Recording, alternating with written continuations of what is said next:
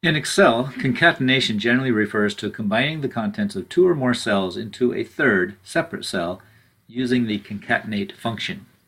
The steps below cover entering the function using the dialog box into cell C2. Click on cell C2 to make it the active cell. Click on the Formulas tab.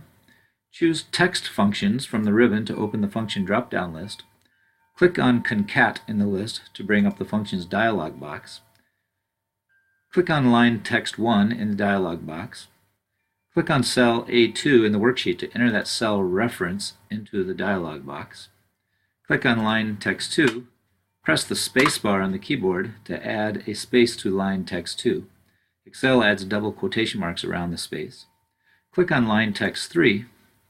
Click on cell B2 in the worksheet. Click OK to close the dialog box, and the concatenated name Mary Dahl appears in cell C2. When you click on cell C2, the complete function appears in the formula bar.